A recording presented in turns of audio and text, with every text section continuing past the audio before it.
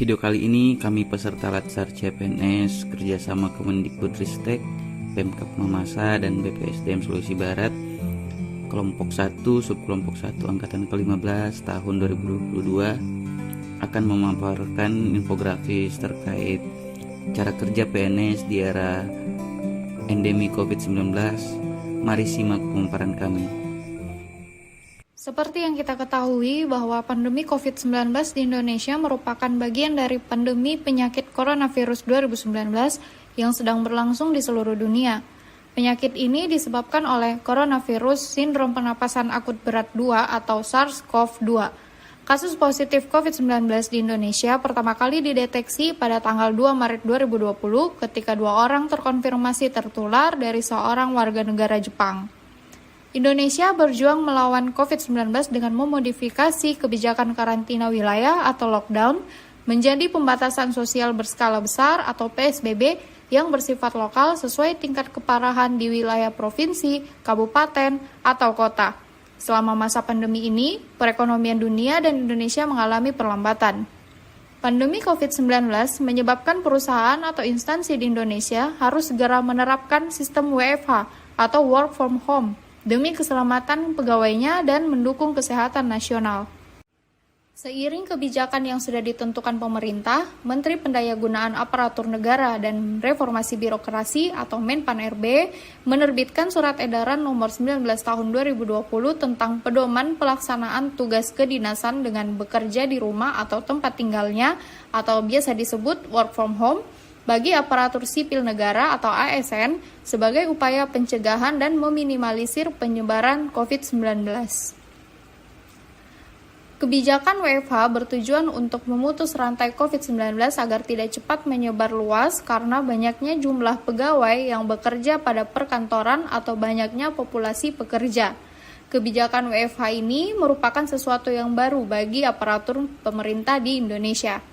Dalam pelaksanaannya, ada beberapa syarat yang wajib dipatuhi. Salah satunya, PNS harus berada di rumah atau tempat tinggal masing-masing, kecuali keadaan mendesak. Artinya, PNS tidak boleh berjalan-jalan atau bekerja di tempat lain selain di rumah. Terdapat berbagai macam situs, aplikasi, atau perangkat berbasis internet yang mendukung kebijakan WFH. Salah satunya yakni aplikasi Zoom Cloud Meeting. Aplikasi ini menjadi salah satu media komunikasi untuk menunjang kerja di era pandemi yang merupakan salah satu tools kerja secara WFH atau work from home. Adapun dari beberapa survei atau penelitian, ditemukan bahwa WFH justru mengurangi tingkat efektivitas kerja sehingga mempengaruhi kualitas kinerja dan terhambatnya aktivitas pekerjaan. Output pekerjaan yang dihasilkan juga tidak maksimal. WFH sangat berpengaruh terhadap kinerja pegawai secara signifikan. Diharapkan WFH memiliki lingkungan kerja yang fleksibel, koneksi internet, dan perangkat elektronik yang mendukung kegiatan bekerja dari rumah. Bismillahirrahmanirrahim. Assalamualaikum warahmatullahi wabarakatuh. Perkenalkan, saya Adnan Englen, asal instansi Universitas Negeri Gorontalo. Saat ini saya sedang mengikuti Latsar CPNS Kemendikbudristek gelombang 5 angkatan 15. Kami mendapatkan tugas ingin sedikit banyak membahas tentang dampak positif dan negatif dari COVID-19 terhadap PNS, pegawai negeri sipil atau ANS. Kita melihat teman-teman sekalian, pandemi virus COVID-19 ini yang menyebar secara cepat, ya, tentu saja membuat banyak orang yang akhirnya bekerja di luar kantor, ya, alias di rumah, atau lebih keren dikatakan WFH, work from home. Ya, bagaimana ya? Kenapa bisa seperti itu? Demi menghindari penyebaran virus lebih lanjut. Nah, hal ini terjadi juga kepada para pegawai yang bekerja di instansi pemerintah, khususnya para ASN atau PNS. Nah, kita melihat dampak negatif yang timbul akibat COVID-19 ini terhadap PNS itu sendiri atau secara umum. Ya, PNS ini ya kerja di rumah, ya.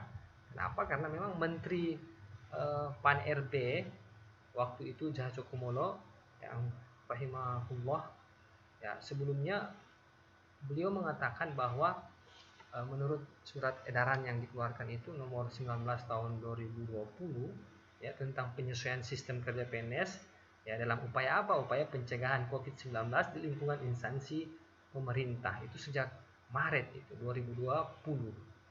Ya, ini kenapa dikatakan dampak negatif? Karena orang tiba-tiba tidak terbiasa, tiba-tiba awalnya kerja di kantor dan akhirnya harus menyesuaikan kerjanya di rumah. Kemudian dampak berikutnya adalah PNS dilarang cuti. Nah ini juga ya pemerintah melarang ASN atau PNS mengajukan cuti ya jika tidak dalam terdesak. Ini yang perlu kita garis bawahi karena memang sesuai dengan aturan ya aturannya ya seperti itu ya. Lagi-lagi untuk apa ya? Untuk ya mencegah penyebaran atau dampak negatif dari COVID ini ya. Memang kecuali beberapa PNS ya dalam keadaan kondisi tertentu yang tadi kita katakan dalam keadaan terdesak ya melahirkan misalnya sakit itu juga tidak diminta-minta ya maka tidak mengapa. Jadi pemahamannya kita jangan terlalu kaku. Kemudian dampak negatif berikutnya PNS dilarang mudik. Nah ini juga ada surat edarannya ya yang dikeluarkan oleh Menteri Pan RB itu tahun 2020 ya tentang apa? Tentang pembatasan kegiatan bepergian ya keluar daerah atau kegiatan mudik atau cuti ya dan seterusnya. Untuk apa? Untuk pencegahan penyebaran COVID ini. Nah dampak yang terakhir yang beberapa kami ambil ini ya gaji ASN ada isu untuk terancam dipotong. Kenapa? Karena beban negara waktu itu ya sangat besar untuk menangani COVID ini. Kemudian di sisi lainnya ya teman-teman sekalian ada dampak positifnya. Ya dampak positif ini ya tentu saja lawan dari dampak negatif tadi. Kalau dampak negatif PNS itu kerja di rumah maka ya dianggap negatif. Kalau positifnya maka dalam tanda kutip PNS itu lebih santai di rumah, lebih fleksibel mengerjakan pekerjaan amanah yang diberikan oleh kantor seperti itu. Ketika kita melihat sisi positifnya. Yang kedua, pekerjaan PNS itu lebih cepat selesai karena dilarang cuti tadi. Ini dampak positifnya. Kemudian dampak negatif PNS dilarang mudik. Untuk apa positifnya? Yang tadi penyebaran COVID-19. Nah, sisi positif yang lain yang terakhir yang kami dapat ambil yakni lebih ya di mana dampak negatif itu ada isu gaji ASN terancam dipotong, maka positifnya kita harus melihat bahwasanya ya inilah rezekinya kita lebih harus mensyukuri pendapatan, melihat ke bawah ya agar kita lebih bisa mensyukuri nikmat yang Allah Subhanahu wa taala telah berikan kepada kita. Banyak sekali nikmat yang Allah Subhanahu wa taala berikan kepada kita. Sehingga kalau misalnya terjadi ya gaji dipotong, maka bismillah kita mensyukuri apa yang kita dapatkan. Karena dengan seperti itu kita tidak akan stres. Ya, kita melihat kondisi masih ada orang yang di bawah kita. Dan kita melihat mengingat-ingat banyaknya nikmat yang diberikan oleh Allah Subhanahu wa taala yang kita telah nikmati, yang kita telah rasakan. Sehingga ya walaupun terjadi COVID seperti ini, maka kita tetap menjalani kehidupan dengan baik, melaksanakan amanah kita sebagai PNS, sebagai ASN dengan baik pula ya, sehingga tercipta manajemen yang baik, pengelolaan yang baik ya di instansi pemerintah. Untuk apa? Untuk kita semua, untuk bangsa dan negara Indonesia. Terima kasih. Assalamualaikum warahmatullahi wabarakatuh. Saya Asti Miranda STP akan membahas tentang studi kasus cara kerja PNS penyuluh pertanian pasca COVID-19 di lingkungan pemerintah Kabupaten Mamasa, khususnya Dinas Pertanian Mamasa. Peran ASN pasca pandemi COVID-19 khususnya penyuluh pertanian. Sampai saat ini, Indonesia masih berjuang untuk pengendalian pasca COVID-19. peran serta aparatur sipil negara dalam penegakan penyebaran COVID-19 perlu diperkuat. ASN diharapkan tetap disiplin protokol kesehatan dan aktif mengajak keluarga dan masyarakat untuk melakukan upaya pencegahan COVID-19 dan menerapkan gerakan 5M seperti menggunakan masker dengan benar, mencuci tangan dengan sabun di air mengalir, kemudian menjaga jarak ketika melakukan komunikasi antar individu, menjauhi kerumunan, serta membatasi mobilitas dan interaksi, dan melakukan vaksinasi dan booster. Ada 4 peranan penyuluh pertanian dalam mendukung ketahanan pangan di Kabupaten Mamasa. Pertama, peran penyuluh sebagai penasehat. Kondisi pandemi COVID-19 masih berlanjut membuat peran penyuluh sebagai penasehat petani mengalami penurunan. Hal ini disebabkan karena intensitas pertemuan tatap muka dalam kegiatan penyuluhan dan kunjungan lapangan menjadi terbatas.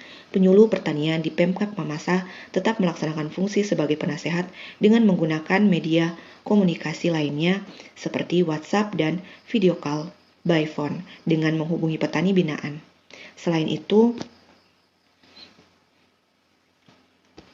mendatangi petani-petani binaan di lahan dan tetap memperhatikan protokol kesehatan. Yang kedua, peran penyuluh sebagai organisator, yaitu berkaitan bagaimana seorang penyuluh mengelola kelompok tani binaannya menjadi lebih responsif, lebih mandiri, dan memiliki daya saing yang tinggi. Menumbuhkan kemampuan administrasi dan manajemen kelompok seperti membantu kegiatan pendampingan pertemuan kelompok tani dengan memfasilitasi penyusunan rencana definitif kelompok atau RDK dan rencana definitif kebutuhan kelompok atau RDKK, dan memfasilitasi pembentukan kelompok-kelompok tani. Dan yang ketiga, peran penyuluh sebagai pendamping teknis, yaitu peran penyuluh berkaitan dengan kemampuan penyuluh untuk memfasilitasi petani dalam kegiatan budidaya tanaman di masa transisi pasca COVID-19. PPL tetap dituntut untuk kompeten dalam menambah ilmu karena tatap muka masih beresiko dalam penyebaran COVID-19. Maka banyak program bimbingan teknis, sosialisasi, kebijakan pemerintah, launching aplikasi terbaru, dan yang dulunya seminar menjadi webinar difasilitasi kementerian dilakukan secara daring via Zoom meeting. Dan yang terakhir, keempat, yaitu penyuluh pertanian sebagai penghubung, di mana penyuluh pertanian diharapkan tetap bekerja dan semangat mewujudkan kemandirian pangan dan bersinergi dengan petani, pemerintah, dan sektor wisata, keberpihakan ke petani kecil untuk meningkatkan produksi berbasis pertanian rakyat, dan optimalisasi kegiatan pekarangan atau pangan lestari, dilaksanakan dalam rangka mendukung program pemerintahan Dinas Ketahanan Pangan untuk daerah prioritas intervensi stunting dan daerah rawan pangan dan penetapan daerah tahan pangan. Adapun kegiatan dari program P2L yakni melakukan usaha tani yang memanfaatkan pekarangan dengan tujuan meningkatkan ketersediaan, aksesibilitas, dan pemanfaatan pangan untuk rumah tangga sesuai dengan kebutuhan pangan yang beragam, bergizi, seimbang, dan aman, serta meningkatkan pemanfaatan rumah tangga melalui penyediaan pangan yang berorientasi pada pasar.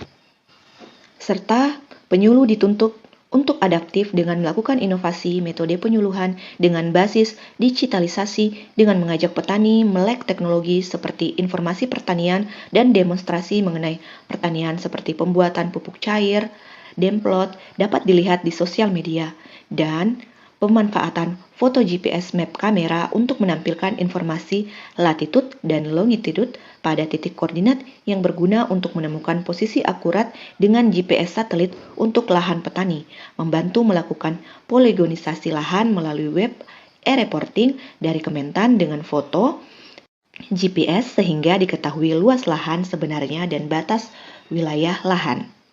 Itulah peran penyuluh pertanian di masa pasca transisi pandemi COVID-19.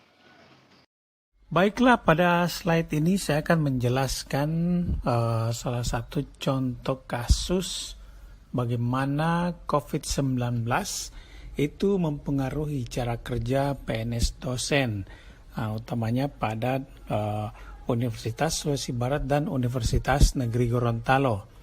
Jadi kita tahu bahwa sebelum adanya COVID itu penyelenggaraan kegiatan Tridharma baik pengajaran maupun penelitian dan pengabdian masyarakat itu sepenuhnya dilakukan dengan model konvensional, yaitu dengan tatap muka dan dengan minimal menggunakan teknologi.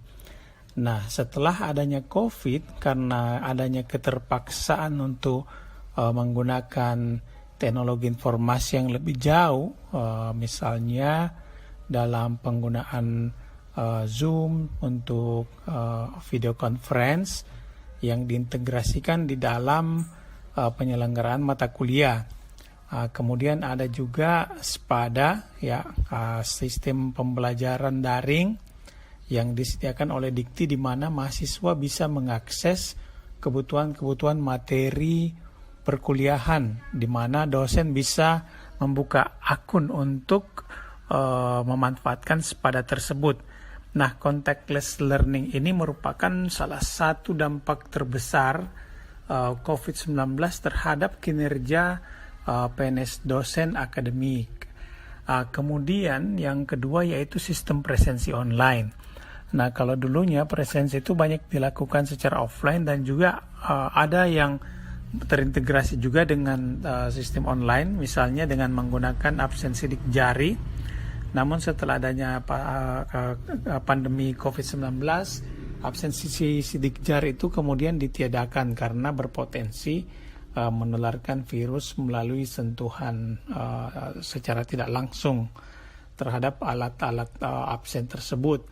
Nah, oleh karena itu sistem presensi online itu sudah marak digunakan, di mana dosen bisa mengabsen dimanapun dan kapanpun. Kemudian juga dalam menyusun dan mengaplikasi proposal penelitian dan pengabdian itu sekarang banyak dilakukan secara online, yaitu melalui aplikasi-aplikasi yang disediakan baik oleh Dikti maupun universitas masing-masing. Kemudian ini juga dampak terbesar, yaitu bagaimana jalannya penelitian dan pengabdian pada masyarakat. Jadi misalnya dalam melakukan wawancara sebagai contoh, itu banyak sekali dampak di sini, ya. Tadinya ada yang melakukan wawancara tatap muka, itu kemudian sudah berkembang wawancara secara online dengan menggunakan Google Form misalnya, atau juga melalui penggunaan Qualtrics. Adapun yang tetap harus melaksanakan tatap muka, nah ini menjalankan prokes yang cukup ketat, misalnya menggunakan masker, cuci tangan, dan juga jaga jarak 1 hingga 1,5 meter. Dengan begitu dapat meminimalisir penyebaran pandemi COVID-19. Nah, kemudian di sisi lain, ya, ternyata ada juga manfaatnya, karena konferensi-konferensi itu ternyata jauh lebih murah. Dosen bisa menghadiri konferensi baik sebagai peserta maupun sebagai pemateri tanpa harus hadir secara fisik. Nah, biasanya kan kendala dalam konferensi itu adalah biaya transportasi dan akomodasi yang cukup mahal. Nah, dalam selama masa pandemi COVID ini banyak juga konferensi yang dilakukan secara online, di mana dosen hanya membayar biaya pendaftaran dan bisa melakukan presentasi secara online. Nah, sistem-sistem work from home ini cukup banyak dilakukan oleh teman-teman dosen pasca pandemi COVID-19. Video kali ini saya akan memberikan pandangan terkait cara kerja PNS memasuki era pandemi COVID-19, khususnya di Universitas Sulawesi Barat. Pandemi COVID-19 telah banyak merubah pola kerja di seluruh bidang yang ada di dunia, termasuk salah satunya peran aparatur sipil negara. Peran ASN sebagai pelaksana kebijakan publik, pelayan publik, dan perekat dan pemersatu bangsa harus tetap dilakukan walaupun dengan keterbatasan akibat pandemi yang melanda seluruh dunia. Hal tersebut juga berdampak pada dunia kampus, tidak terkecuali Universitas Sulawesi Barat. Salah satu agenda yang menjadi perhatian di Sulawesi Barat adalah perkuliahan. Sebelum pandemi COVID-19 terjadi, perkuliahan dilakukan secara tatap muka secara langsung di ruang kelas. Hadir di ruang perkuliahan menjadi keharusan seorang mahasiswa dalam mengikuti mata kuliah yang akan diberikan oleh seorang dosen. Ketika pandemi terjadi, perkuliahan secara tatap muka secara langsung harus dihentikan untuk menghindari penyebaran virus COVID-19. Perkuliahan yang biasanya dilakukan secara tatap muka harus digantikan dengan metode daring melalui berbagai platform meeting online. Para dosen harus kreatif untuk menciptakan perkuliahan yang tidak menghilangkan substansi dari pertemuan tatap muka.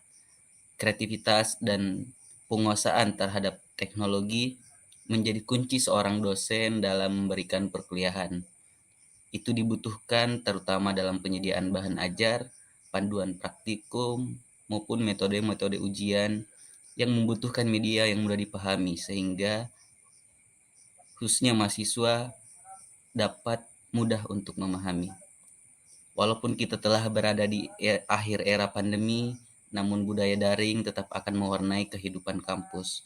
Pembelajaran jarak jauh, pembimbingan secara online, ujian akhir secara daring, serta panduan praktikum berupa video dapat menjadi pilihan para dosen dalam memberikan pelayanan kepada mahasiswa. Demikian yang dapat saya sampaikan. Terima kasih.